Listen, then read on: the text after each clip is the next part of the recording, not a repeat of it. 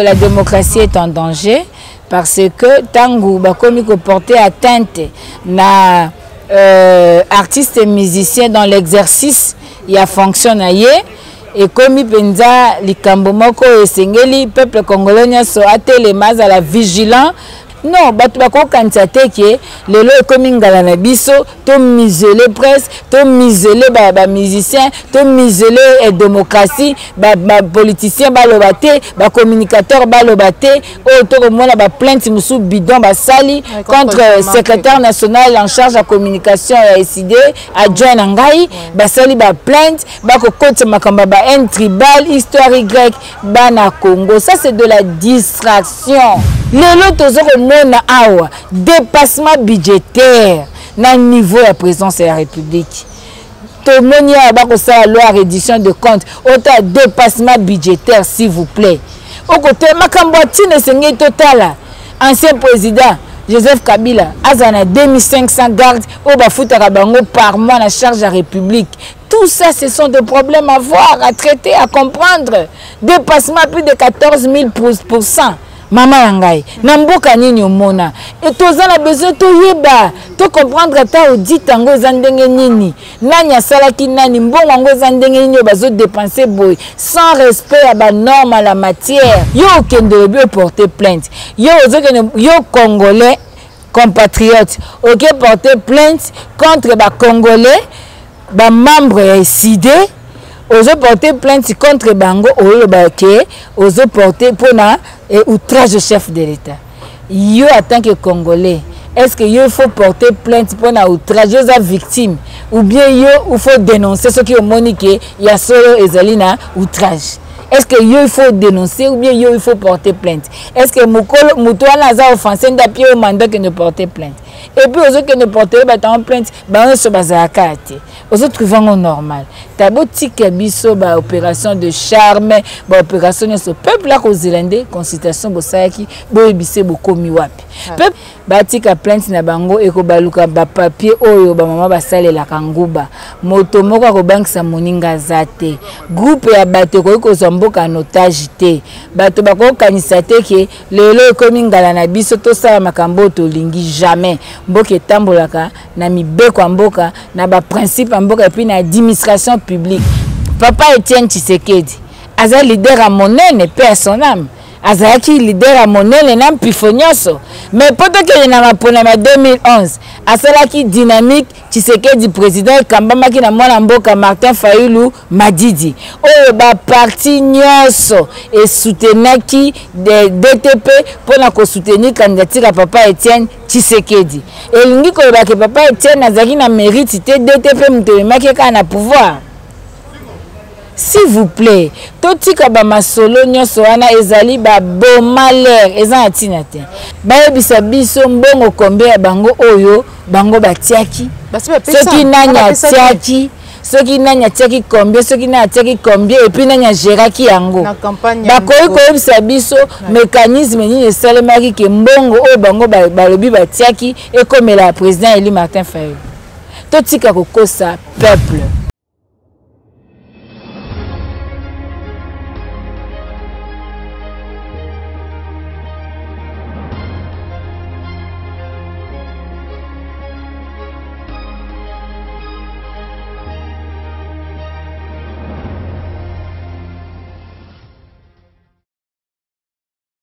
Bandeko Balandi à la chaîne de vérité, plus claire télévision, vous allez belé au côté sabiso na banda kuna bino, Bandeko Balandi émission vérité de tous côtés.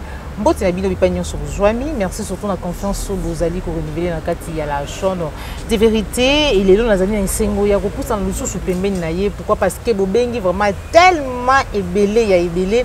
Bosengi maman Chantal yango Joël Kombe nazongi pembeni na ye pour tout sur la maitali mboka na biso actualité politique ezali vraiment ebelé o ezali ko faire couler beaucoup d'encre salive lolenge na lobaka yango nde sans plus tarder na kopesa mboti na invité na ngam komolelo maman Chantal Moboni azali bongo communicateur chargé ya communication ya SID pe moko ya ba communicant communicatrice ya Lamuka on appelle Mbote maman Chantal Mbote ndeko Joël Mbote na plus clair Mobimba équipe Mobimba pe Mbote na bana Congo nyonso oyo balandaka biso tango nyonso po tobeta masolo ya mboka. Voilà, maman Chantal, tobeta masolo ya mboka, actualité politique ezali vraiment ébélé. Après koboya ya mwana mboka président Eli Martin Fayulu kokende maetali consultation, ba réaction vraiment esili kosala ma ébélé, mais ya mboto kota vraiment na kati ya ba réaction oyo nécessité par rapport na refinaye ya makamotali consultation, to banda vraiment na actualité. Départ topé rencontre ya ndeko Félix Antoine Tshisekedi, président de la République, na président ya Angola ou wapi kindeki ko senga ete ba soutenir ye akinde ko senga aide ya armée angolaise par rapport na crise ko ndika na mboka na biso. Est-ce que ba conséquences ezali analyse na yo na maino soto? Merci mingi mwana mboka Congo. Nakanisi nyonso wana ezali kaka na cadre ya ko bomaler. Kotambola kaka ko bimisa mbongo à l'état to bomaler parce que tozo lingate tozonga na kisi ya solo esengeli e solutionner problème ya mboka Congo. Tozali koloba boy bana mboka Congo fo bayeba ete crise biso toza nango eza crise ya légitimité ya ba institution na ba animateur na bango. Bana mboka esengeli bayeba ete thérapeutique eza thérapie oyo koyi kosunga biso kobikisa crise oyo mwana mboka Martin Fayulu apesaki proposition ya plan de sortie de crise. Alobi bandeko na ngai toboma mboka te mpona mayema lekaki na maponomi ya 2018 tosala lisolo ensemble to solo là pour ete totia ba réforme en place et même biso na ba élection anticipée pour ba pifo ya ba imboka ezonga na maboko na bango ba pona moto bango balingi kasi nyonso wana ezali bobele na cadre ya félicitation o ezali neutre. Yango wana omoni kino lelo ndenge tozoloba boye ezosenga nango kaka mwa humilité, ezosenga nango kaka mwa bwanya, ezosenga nango kaka mwa koyeba lolenge ya pasi oyo eza na mboka parce que diagnostic ya mboka Congo lelo ezali blocage ya FCC te, ezali koswana ya libala wana te, ezali nango question ya kokende kodefa bato bamampinga te. Toza na bamampinga awa, toza na peuple, toza na nyonso awa, mais question ya liboso ezali nano ya koyeba kosilisa crise oyo ezotelemisa mboka. Esengeli toke na ba réforme tosala maponomi ya solo po ete mboka etambola po tango tokokende lobi toyaki na barwande na mboka oyo bayebi basungi bakei na nsima rebellion ebandi lobi okuna toyaki na bato songo epakala bayeba obi baye kosunga lobi likambo mosusu ebandi mais na tango mboka eza nanu fragile boye eza na situation moko très délicate ekozala malamu mingi ndeko Félix ayeba ko appliquer plan de sortie de crise ayeba ko mema biso ensemble tosangani na lisolo avec facilitation notre na ba réforme pour ete tokuya na maponomi mboka ezo bakambi ya solo pour ete bazala redevable na peuple sur le plan ya gouvernance, sur le plan ya bien-être ya peuple, sur le plan ya prérogative au peuple apesaki bango na nzela ya constitution oyo tovotaki na référendum. Donc tokanisi penza ndeko ezali na ngo lisusu kosalisa biso kaka dépense ya ba vol ya ba mission ya ba mbongo ya ebele likambo eza kuna te likambo eza nano na ko résoudre crise. Tant que ko résoudre crise tozi batu oyo basengeli bauti na peuple to fandisi l'institution ya mboka to fandisi pouvoir ya l'état ba militaire na biso bazali bavaya bazali totie bango dans les conditions totie bango na lolenge oyo esengeli babongisa mboka to toilette pe le service ya défense na sécurité ndenge na lobi na nzela ba réforme tokozwa penza bingambe mibali oyo bagire kaka pona lokumu ya mboka Congo. Voilà lolenge lobi kaka na nzela ya réforme ko toilette ba service na lolenge pe tokoyeba toyebi biso nyonso ezalaki note armée na biso ezali vraiment infiltré et que soki tokozela kaka na armée na biso ke non basala vraiment mosala lolenge elongo bani mpona kotia kimia na mboka ekosimba te yango nde akei kosenga lisungi na bapaya. Pourquoi? Parce que babi ke non Angola ezali vraiment na kati ya koyeba makambo ekoleka na mboka na biso. Bon, omoni tozali na ba organisation régionale. Hein? Oui. Na monaki na Namibie. Tango mokonzo asisi ngala na ye, andimi ete moninga ye. Na simalinga bongwama. To monaki ndenge nini ba force ya CDAO comme organisation régionale na bango et s'impliqua qui est tellement qui pour na collaborer et sengeli otosa ndenge nini population aponi ozomona wana ezali implication régionale o ezosenga ke tango bakosala mission na bango basilisi pe mboka etikali lango na kimia na yango mais o tango tozokende tolobi biso moko toke kosenga lisungi militaire na mboka songolo pakala esengeli toyeba ya solo penza eza nécessité ya solo penza na niveau ya Assemblée nationale pe likambango esi ebetamaki lisolo. Est-ce que ya solo penza peuple congolais amoni ete ezali penza justifié que makambo wana esalema na contexte tozali lelo? Parce que na contexte ya lelo mboka eza ya koninga ezali na kimia te ezali mboka ezali penza ya kokwea na se ezosenga nini ezosenga nanu bana Congo bango moko bakuta na basolola batia ba réforme po bazongisa mboka na rai nde na sima ceux qui tolobi to continue ba réforme ya défense et sécurité totali lolenge ko sala totali ndenge nini emonani lobi bon esengeli lisungi moko uta libanda wana eza ndenge mosusu mais lisungi wana ekoya ezoya na mission nini na objectif nini est-ce que besoin et se faire sentir na niveau ya baimboka ya koloba ete esengeli lelo to benga bato angola ba ko soutenir biso po eba okende wapi na est ya Congo bakozala na Kisasa bakozala ndenge ni po déjà tozana na MONUSCO na kati ya mboko déjà tozana problème ya ko toilette armée na biso na mboka oyo po awa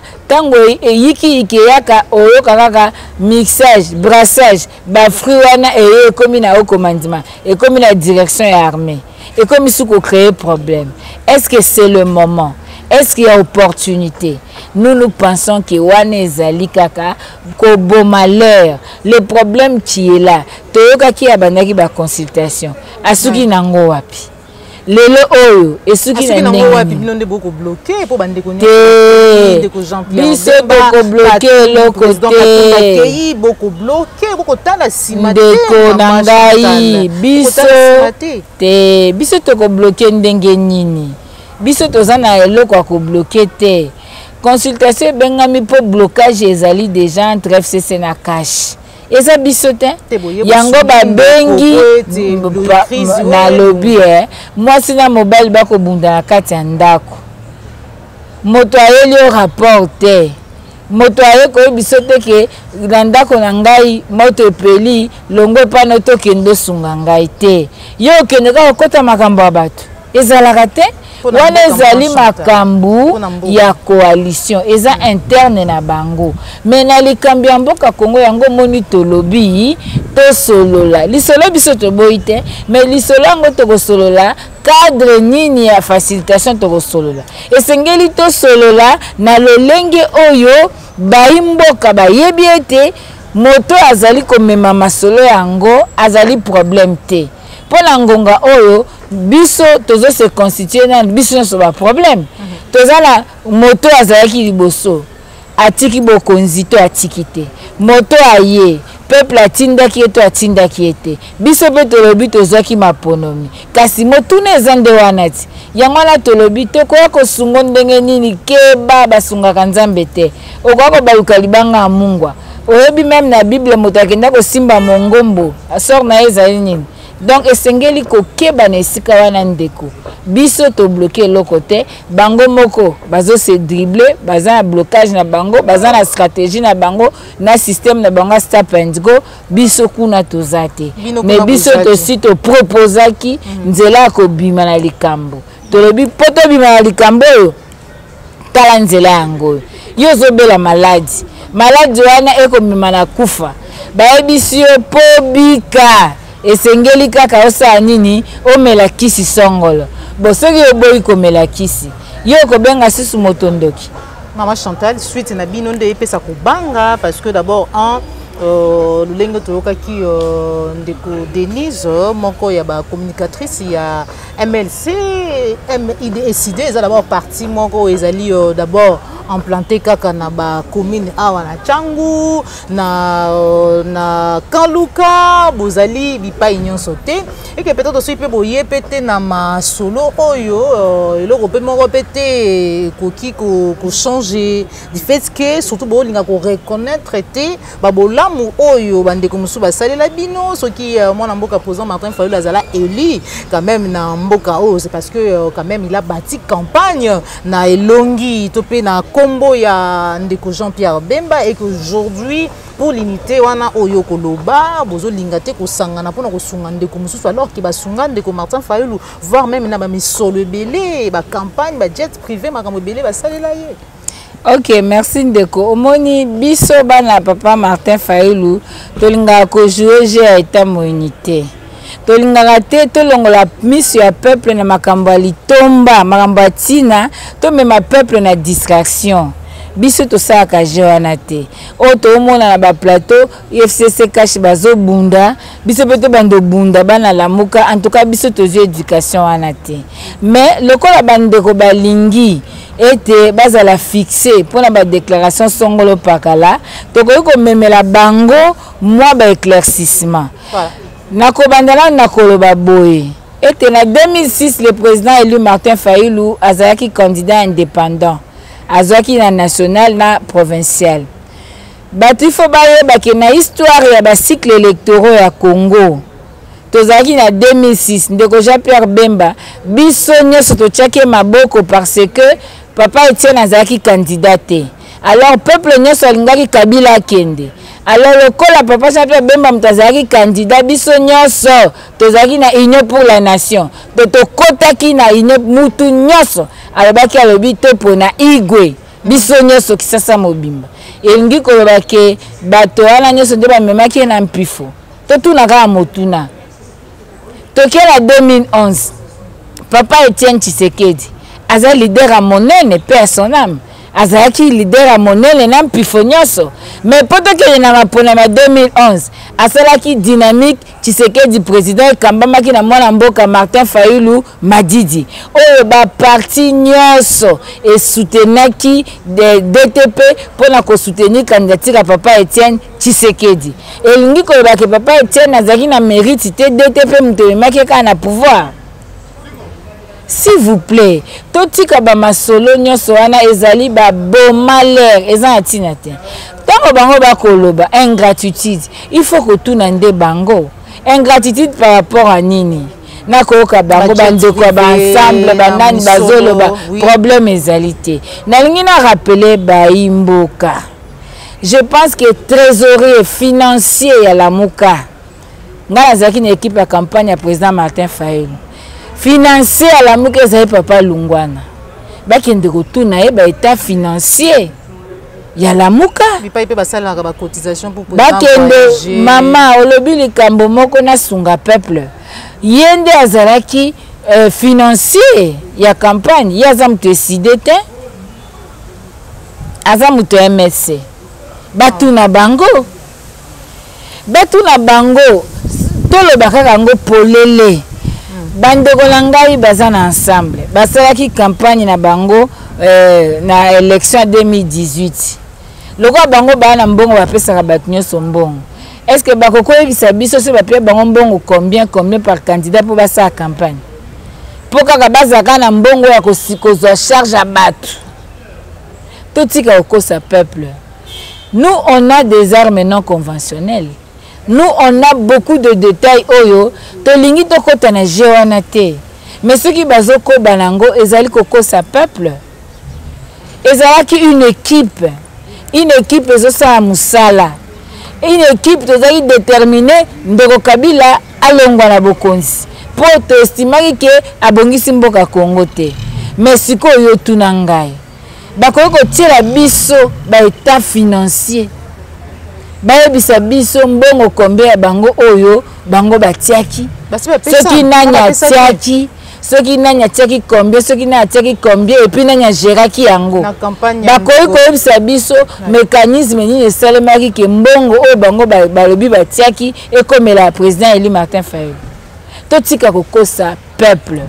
C'était une équipe, une plateforme et tozo bunda poto longa maponomi, organisation zalaki o ezalaki, je crois que ekoki kozala important lelo baninga bakoya na bassesse wana. Ce n'est pas important. Nalingi na rappeler bana Congo pour likambo na yo kango mingi. Babi na 2006 président élu a trahisaki MSC. Non. Non kendeka na calcul simple. MLC azalaki na 22 députés. Plus députés moko Kodeli ezalako la 23 députés. Azalaki na alliance na Abako. Abako azalaki na 5 députés. C'est-à-dire si 48 députés, MLC azalaki na 28 députés. Et ba députés là bazalaki interné quelque part. Bafandi bazolia bazama bazolengela pona élection ya gouverneur à ville à Kinshasa. Bazaki na 28 députés. PPRD azalaki na 18 députés. Bana Congo sengeli bayeba likambo. Azalaki na 18 députés. Bon, siko boye bisangai. Pona kozala gouverneur ya ville province à Kinshasa, il fallait ozala na 25 députés. Il fallait à 25 députés, c'est-à-dire la moitié plus 1. Ndeko Kimbuta azwaki 26 députés. Toyano la malam. Ndeko Kimbuta azwaki 26 députés. MLC azalaki déjà na 23 députés. Mais Bango bazalaki na 18 députés. Mais Ndeko Kimbuta azwaki 26 voix. Na hypothèse Bango ba lobby que président Martin Fayulu Moutou voix na ye mouté faire passer Kimbuta. Ce qu'on dit 26 voix à Kimbuta. Olongoli voix moko. Il y a président Martin Fayulu. Kimbuta tikali na combien de voix? 25 voix. 25 voix, aza déjà gouverneur. Siko bakoyebisa biso nani apesi Kimbuta 25 voix. Pour Bango bazana 23 députés, mais babimi na 22 voix. Nandenge nini? Pour Bango déjà bana 23 députés. Soko bakisi 5 ya alliance na bango na Abako, bazé déjà na 28 députés. Comment expliquer que leur vote bango bakoza 22 voix, Kimbuta o bazaki 18. Bakoma na 26 voix. Et qu'on s'explique neni. C'est pour dire que le problème est ailleurs. Le président Martin Fayulu azakunate, donc peuple congolais faye bango lelo. Il faut que sabino chiffre na chiffre botika kolanda makamba lokuta bentoxa lokuta za sensté pona koyeba solo que bango bazaki na 23 députés basali alliance ba komi na 28 députés ndeko Kimbuta azaki 26 voix bango bazu 22 voix.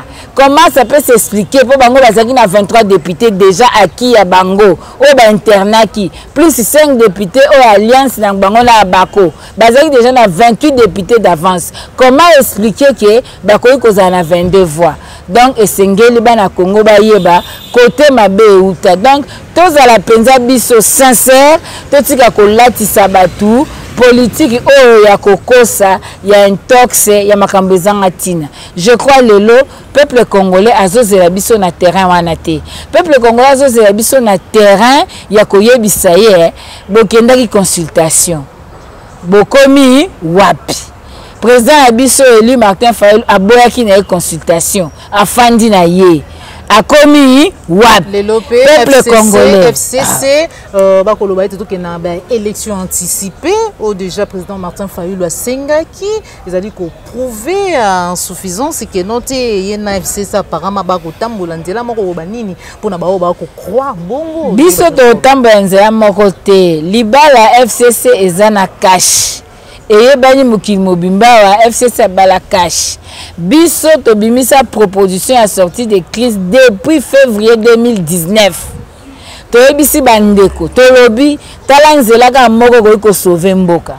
Bango nyonso batie na bango mutu makasi. Na mai 2019 na meeting na Kisangani. Président élu a ebisi ndekone Félix Tshisekedi. Alobi ce mariage est contre nature. Ce mariage est incestueux. Mais ndeko Jean-Marc Kabunda alobi nini? Alobi moto akoboya libala FCC na cash kombone nani? Kombone ndoki. Mais lelo ceux qui bango ba monique voix oyo ndeko Martin Fayulu alobi eza solo.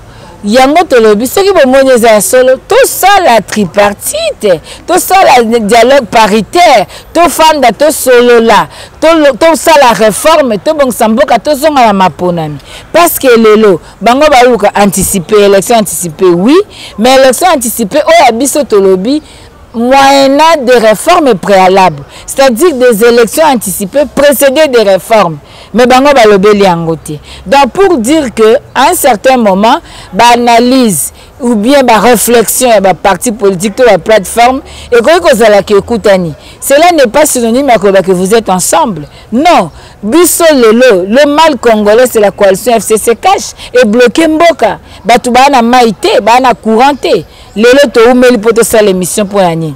Poto tie ba bidon na mituka kokende ko luka ba mai pour la sukola. Ma ezate, courant ezate. Lelo to komo tambla na congolais ne sa komo tambla na chargeur na sac.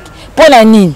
Kolia ekomi passe balakaki batu gratuité to lobela ngoti lelo babengi ba parents na école toke ba réunion de parents babengi ba réunion de parents na école décision ezani ba parents biso moko to lobi il faut to zonga mamba ko futa Minerval ba prise en charge ba décider ba boy gratuité mais école lobi bien ba enseignant bazo tangisa bana te bana batanga rasute bana ba ok classe zo futa transport chaque jour mais ba otanga te to perdre déjà un mois. Babengi ba réunion ba comité de parents partout na ba école conventionnelle babengi ba sololi ba lobi ke boye ndenge za boye mbongo za te ba enseignant ba ngi ko tangisa te conclusion za nini ba parents bazongela refuta siko pona ko sauver éducation ya bana ba parents sengeli ba futa mais siko gratuité za moko ka batu na nzela ba sa budget gratuité de l'enseignement gratuité en wezap parce que bana bazotanga te donc ozotala kolia passe makamnyo so passe au lieu de distraire le peuple au lieu de distraire le peuple koloba la peuple biloba loba tozonga na ba réforme to pona ba kambia solo oyo bakozala na capacité ya ko assurer bien-être ya peuple to yeba ko défendre mboka lelo na est na biso insécurité eleki bayebisi biso bakoteka mboka baza capable ya kopesa bomo ipona kimia lelo na est kimia ezate lelo na minembwe tozotala kaka boye mabele mboka eza menacé lelo toza na ba défi à relever na ba province na biso na Kinshasa na nzele zate insécurité nyoso wana bongo na ba province eza ndenge ba route à dessert agricole eza na etani lelo a tozali mbula yango ekangami likolo chaque jour mbula ezonoka inondation des familles souffrent quelle est la politique au bazanango pour na environnement ya ville province ya Kinshasa même baso de mouton basali bomina beauté architecturale la ville ti lelo niveau ezanini peuple a tchango a souffrir pour la ville a souffrir likola baso de mouton basala oyo ezosila kaka te oyo comme on dirait dessin ce qui ya ndenge nini ezela ba tchango na prise pe ningana to ebité donc mboka ezana problème na ngina yebisa bana Congo boy ADN ya pouvoir ya leader politique yango nde déterminaka intégrité ya mutuna personnalité na ye ADN ya pouvoir ya président Martin Fayulu eza peuple congolais parce que peuple a ponié ata bino bo voter candidat comme merci mais quand bo voter candidat comme azonga pas peuple ce qui peuple a pona qui était alingaki za président élu président élu azana contrat na peuple azo s'identifier na ye donc lelo oyo la muka esprit du peuple azali na trophée na ye oyo a gagné peuple azali na icône na ye porte étendard na ye oyo a incarné qui état d'esprit na ye Martin Fayulu Madidi bon soki yo lobi yo ke consultation eza liberté na yo biso to condamner ya biso yo te peuple ye moko créateur à la muka ndi azo prendre acte biso pe to ke na biso te c'est un droit légitime mais pourquoi acharnement est-ce que la muka ezana vraiment na uti koloba no boye la muka c'est la création du peuple la muka c'est l'effet du peuple et le peuple aujourd'hui ayaki a libosa Fadden House ayebisi président na ye komeko kende makambo wana te. Et le président Eli ayokaka peuple akei na été afandi bon batu baboyi koyoka ba peuple baboyi koyoka population bake na bango bazape libre akokende bosiko ya président Eli na kati ezanini est-ce que autorité morale azana lamuka eza autorité morale te lamuka eza ya mutu oyo alobaki ya banda ko dicter baningani azate ezaki composé de 4 leaders et puis tu as la convention à la Mouka au peuple à s'approprier yango. Alors le 29 juillet na Lubumbashi communiqué final ba leader ne so ba signé ba réaffirmer victoire à Mboka Martin Fayulu bazu engagement ya ko bunda pour la récupérer souveraineté à peuple. Tous les 4 leaders ont signé. Mais aujourd'hui, vous allez condamner le président élu parce qu'il est resté fidèle au poste. Parce que depuis ça, le contrat n'a peuple depuis le 11 novembre à Genève, tina le 30 na ba urne, kino lelo, il est toujours du côté du peuple. Pour amisana na yeko s'accaparer na ba plateforme dynamique de l'opposition, atikala na yango, de même façon aussi à rolinga tikala na la. Au contraire, la Mouka c'est populaire, la Mouka c'est l'esprit du peuple. Vous comprendre? C'est-à-dire quoi? Le président élu a une qualité moko au ba politicien belé na Congo ba nangoti. Il est constant. Il tient à la parole. Et cette constance là na combat na ye. Na parcours ne mobimoromo la kazolité pour l'état de droit. Na parcours no komo la zolité pour le respect de la constitution. Cette constance ezo sala nini que azotika la na poste na e fidèle. Mais ba o bazo ya bazo kokate ko supporter résistance. Bazo kokate ko supporter ko tika fidèle na poste. Bango monde bakenda kana bango. Ya bengaka mutute tant ba bakenda na bango peuple asaka ni peuple acte kaka ya bengaka mutute ya bengana nani lelo oyo tant peuple abise ko kenete ya yoki est-ce qu'il y a un problème na peuple asa problème na peuple te est-ce que yoki a telemi na miko alobi ke ndeko kwanga ndeko nguba na longo na lamuka atikali kolobango te afani na ekimia mais peuple a mis tout na question pourquoi le silence à président Eli et sa démageaison c'est ça la question. Pourquoi silence n'est pas démageaison? Hier au moins fandi kimia bino de beaucoup lobaka vende corona lobi était comme ma Peki Sabino a contacté plusieurs fois certaines d'entre vous aloba na bino était botika makambo beaucoup sala mais lokola boyo kité bango pe babandi ba koloba. Bon limbisa biso na ucho loba. Eleanor Roosevelt a lobi boy. Les grands esprits discutent des idées. Les esprits moyens discutent des événements. Les petits esprits discutent des individus. Or, nous sommes dans l'école de la grandeur. Dans l'école de la grandeur, tous en attendent à couper sa tête, na babiloko ezo niveler biso vers le bas. Tous en allons à couper sa tête, na babiloko a bassesse, otozo komo nango que ce n'est pas ce que le peuple attend de nous. Le peuple attend de nous to telema, to bima, to kende bunde tumba. Le changement aujourd'hui s'appelle Martin Fayulu Madidi. C'est ce que le peuple attend. Que le changement à Congo et l'andeti na poche, et l'andeti na nzungu, et l'andeti na san, et l'andeti na psychologie na. C'est ce que le peuple attend de nous. Owanezali discrétion. Au quotidien la monate, maman Chantal ya na etando na yo abanda po banda ko finga batu. D'ailleurs, éducation de base. Éducation citoyenne, éducation dans une école à grand esprit président Martin Fayulu. Et qu'on permettre que la salangote. Na uto ebiso bien. Je ne peux pas venir sinon de répondre batumo ba lobby boy. Mais parce que opposé motuna et puis le lobby était peuple azolinga yeba. Yango moni na expliqué en 2006 parce que le corps a déjà peuple a senga yeba yango na lobby. Mais nous on ne se mettra pas awa poto bandelo baba biloba loba. Non, ils ont notre koto tikali jamais ko kota to finga moto to loko songolo para. Ba ba salango ba yebani. Mais nazo pesa baninga ka atoli. Omoni biso ba maman. Tous en a devoir, il y a éducation. Tous en a devoir, il y a exemplarité. Comme la biso na politique, il faut aller autrement. Il faut tout apporter innovation là où les hommes ont échoué. Ce qui biso ba maman te ni tout un système à ba périche.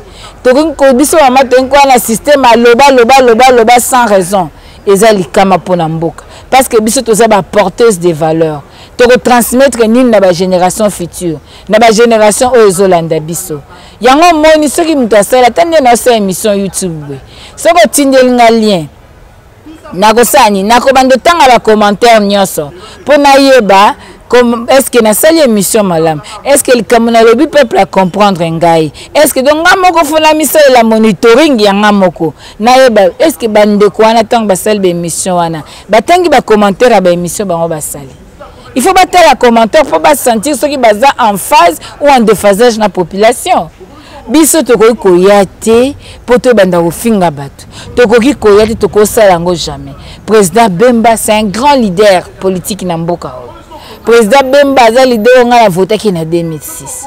Président Bemba azali moto yo ngai esengeli na memiae de par bomoto na ngai de par combat politique na ngai de par éducation na zi pembeni ya président na ngai. Alors président Bemba azali pe mobile ya mama Liliane nazo devoir y respect azali pe papa ya bana aza pe yaya ya baleki donc c'est-à-dire à tout le niveau toza na devoir ya respect mutuel ngala koyi koya te na banda ko finga ye lokola ba mosusu ba ko finga président élu Martin Fayulu. Au contraire président élu Martin Fayulu alobaka bolanda bango te tika bango bakolemba vérité ba bomba kango te ata batu bakimi mbangu bakei bapesi sanga lokuta yo tambola kaka malembe na vérité non na poche kokoma. Président il y a le bana biso l'air nyos. Donc biso to na tina ba polémique té, to na tina nous sommes de Congolais. To na bitumba mboka Congo et tambola. Mais biso le quoi to lobi les grands esprits discutent des idées. Convention à la Mouka et le bini. Et le bi état de droit. Et le bi lutte contre les anti-valeurs. Et le bini ni to mobiliser peuple pour na respect souveraineté à peuple. Et le bi na biso nini to telema pour na respect la constitution. Ceux qui leader na biso moko à la Mouka à quel banda ya convention to kobele la ye c'est ça la démocratie. To tanga kombo to finga mutu te individuellement te biso to zolo ba sur base des idées. Yango moni le président élu pour sauver le Congo a PCP ba idée à travers proposition sortie de crise. Donc ce sont des idées. Ceux qui ont moni ba idée na ngeza convaincante à Sengi plateau to yenga na to sali débat moto na moto apesi argument na ye moto apesi argument na ye to bundi bitumba ya argumentaire eza ya subjectivité te ezali ya koluka te que tokende soki kofinga x soki kofinga y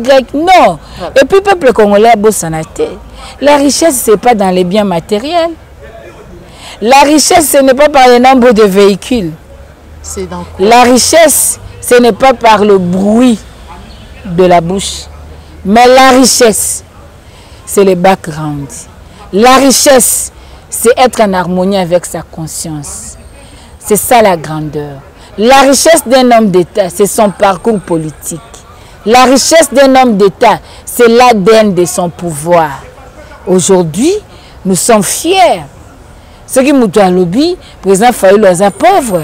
Tu lobby une gloire à Dieu. Parce que toi, tu as tes critères à toi. Il y a que proclamer Moutouaza pauvre ou bien riche. Mais critères, il y a malamu.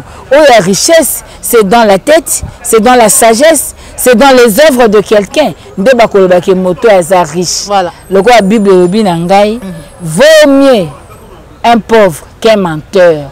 Et ça, le proverbe 19-22. Vaut mieux un pauvre qu'un menteur. Donc, nous sommes fiers. Il y a une école, le président élu Martin Fayulu m'a dit. Nous sommes fanatiques, mais nous avons adhéré à la vision, à l'idéologie. Nous sommes tous Congolais, mais nous avons adhéré à la vision, à la leader, ou à la vision différente. Moi, je peux te dire aujourd'hui, je suis fier d'être à côté à leader Nangai. Je suis membre fondateur de l'ECD. Nazali premier leader Nangai bientôt 11 ans. Nazotamble. Et puis bateau bako mema masola lokuta ECD et botami en 2006, ECD botami en 2009. Mais président élu Azalaki déjà député provincial et national en 2006. Et puis ce qu'on tali parcours il y a président élu na conférence nationale souveraine na FDD na au conseil de la République où il y a un parlement de transition Otali et Penzane Faza membre fondateur à l'Union sacrée de l'opposition. Otali président élu Penza na 2006 en tant que député. Otali na dynamique Tshisekedi président. Otali Penza président élu na assemblée provinciale. Otali Penza président élu ndenge azomema combat sur terrain. Azali mutu ya terrain et belé baebi terrain te. Azam mutu abundaka. Azam projectile na mutu likola bitumba. Bitumba oyo ya démocratie azam bitumba minduki te. Donc moto ya lolenge o bazé belé te Maman Joël. Baza bato sengeli to batela bango. Merci beaucoup Maman Chantal batolo lenge oyo bazali belete singeli to batela bango et singeli to bunda vraiment pour na mboka na biso pour na changement et libération. Maman Chantal wuto lobela ma etali démocratie wa ndeko Félix Antoine Tshombo Tshisekedi président de la République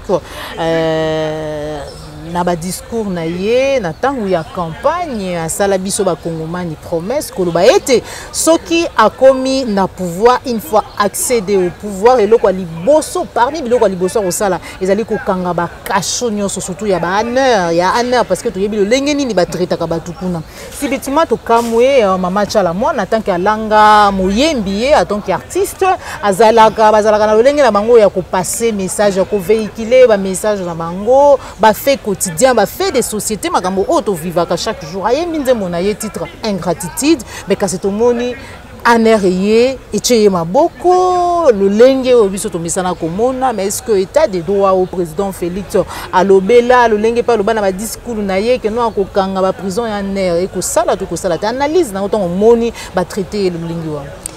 OK, merci beaucoup. Analyse à liboso na kanisi yo moko lobi ba epsa biso ba okanga ba prison aner mais to constater lelo en public que ba prison ezalaka lango ouvert. Donc ouverte bakanga ngo te existera lango. Donc peuple congolais a tiré conséquence. Analyse ya mibale c'est que la démocratie est en danger parce que tangu bakomi ko porter atteinte na artistes et musiciens dans l'exercice il y a fonctionnaire et comme penza likambo moko esengeli peuple congolais nyaso atelema à la vigilant parce que nga na yebi que démocratie otozui yango chèrement na bato bakufi ce que omoni Sun City wana tokenda yango après avoir bato kokufa na kisangani na guerre à 6 jours après avoir bato kokufa na est ya mboka bato kokufa ba makila kotanga ba famille mususu tilelo ba femme violée ba jeune fille ba bota bano ba kanate ba sia mabala violée par leur propre fils ba yaya violée par baleki violée par bayaya c'est-à-dire tito kene Sun City wana pona ko luka keto luka mboka ezonga na nzela tito zori constitution wana au peuple aki ko zango na référendum et senga ke batu bakita tito lelo to koma ko beta lisolo ya ndeko Rossi Mukendi pe son âme to ko tala ba Thérèse Kapiangala ba kei na jeune âge na bango to ko mona combat papa Etienne Abundi papa Etienne lobi nazo tala vidéo moko azo expliquer état de droit na yoki mawa na lobi tala muto ya yebi contenu ya état de droit malheureusement ake nango atika ki angote parce que ye ake nango atika ki dépêche contenu te ya état de droit na yoki mawa na lobi bitumba nyeso tato ya bundi donc pona koloba ete la démocratie est en danger et c'est que peuple congolais a tellement protégé démocratie na mboka Congo. Article 24 de la constitution la liberté d'expression. La liberté d'expression est garantie. Donc on artiste était ayemba. Bon autant ceux qui te zongi ngala bien que tozaki na bana mikie mais na koluka koyeba histoire en mboka na ba archive soko tali mingi lelo ba histoire même musique ya papa Lwambo Makiadi makambo ya zaki koloba ozalaka no très impoli osala kabo makambo aza koyemba pona ba politicien toloba lelo oyo nde moyen zate non bato bakokanisa te ke lelo ekomi ngala na biso to miseler presse to miseler ba musicien to miseler démocratie ba politicien baloba te ba communicateur baloba te oyo tokomona ba plainte musu bidon basali contre secrétaire national en charge de communication ya SID adjoint na ngai basali ba plainte bakokota makamba ba un tribal histoire Y bana Congo. Ça c'est de la distraction. tozozela nanu bato balobi ba déclaration makasi eza pona armée oyo inciter kutu bato na violence ti lelo Human Rights Watch alobi kutu esengeli ba interpeller bato wana ti lelo baza interpeller te poyani 420 millions eke na projet à 100 jours lelo situation yango eza ndenge nini 420 millions eza mbongo muke à peu près 10% Abidjan mboka eza mbongo muke lelo tozoko mona awa dépassement budgétaire na niveau ya présence ya République to moni ya bako sa loi reddition de compte autant dépassement budgétaire s'il vous plaît au côté makambo tine sengé total ancien président Joseph Kabila azana 2500 gardes au bafutaka bango par mois na charge à République. Tout ça, ce sont des problèmes à voir, à traiter, à comprendre. Dépassement plus de 14 000%. Maman yangai, namboka nini omona.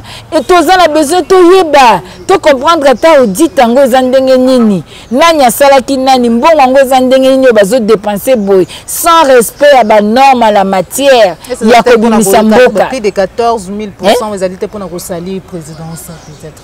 Eloko lebami na kati ya na mpoasa na miso ya bato balobi nyonso tomoni mi gouverneur nani gouvernement kei kopesa nini nango na parlement ngo ya entre guillemets nyonso na tomoni yango na mpoasa tolandi pe na bitando tolandi pe na ba chaîne ya audio toyoki yango mama est-ce que za likambo liseki na mikili ozo se respecter dépassement 14 000% l'euro nde ba réunion zo salimate de penza justice à mboka ezolike comprendre et ça la mine ndengeni.